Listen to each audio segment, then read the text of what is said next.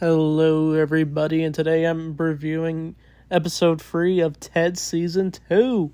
So, this is a special episode, probably the best of the, 8 episodes of this season.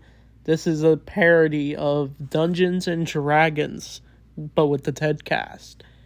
So, Blair wants weed from John and Ted, and she even says something nice to them so they can give her the weed, but they do not have it, and their guy's out of town, so they gotta go to one of their classmates to get the weed, but they have to play a game of Dungeons and Dragons to get the weed. And if they win, they get to have it.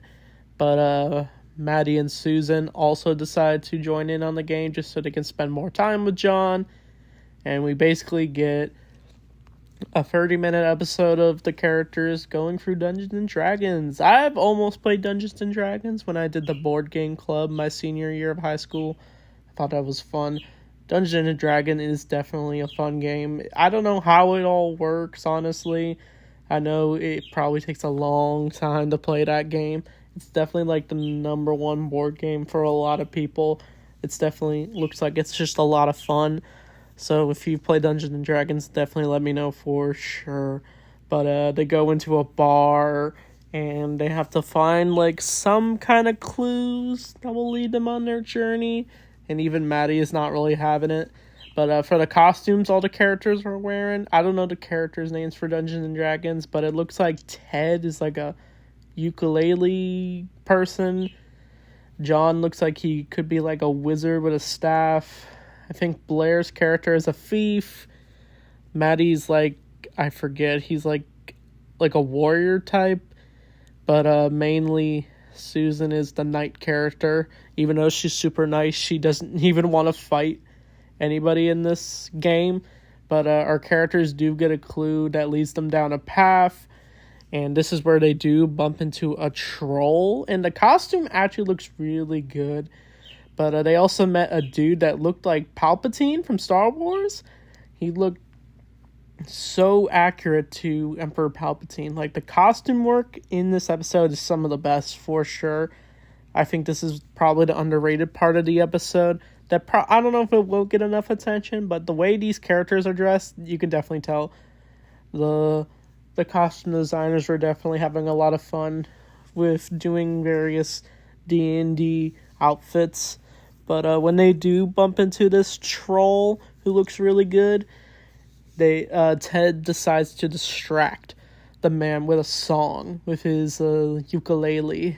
And this is probably my favorite part of the whole episode, where Ted is just randomly singing about a man who lost his job, and he's saying something about his race, and he like says he's got AIDS, a typical AIDS joke from Seth MacFarlane. But Blair is easily able to get the key past the troll, and they're able to open the door, and then Blair's like, Ted, you're good. And then Ted just runs through the door. It was just adorable, just the way Ted runs. But I thought that was definitely the best scene of the whole episode, where Ted is just using a banjo to sing. Even though Ted has sang before in the show and the movies. But once they do get into the main dungeon, this is where we do probably get the best looking costume and character design of this whole thing. We get a demon looking dude who looks amazing. He looks like the demon that Tim Curry played in this one movie. I forget what it's called. You can definitely let me know below.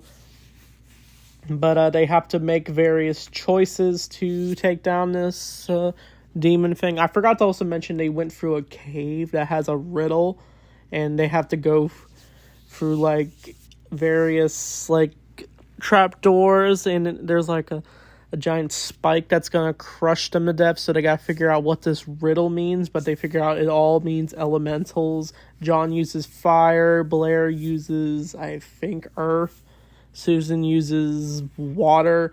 Wait, no, that was Maddie who uses water. Susan uses wind, and Ted, I think, blows on one of the statues that they gotta put all the elements on, and they're able to form their escape through the riddle. But once they do meet this demon-looking dude, he is just a dude that's lonely. And the guy they're playing with, he ends up changing the story where everyone in the room except Susan dies. We actually see Ted explode, since we know Johnny dies in the game, Maddie dies in the game trying to fight the demon. But once Ted dies, we see the stuffing that comes out of him.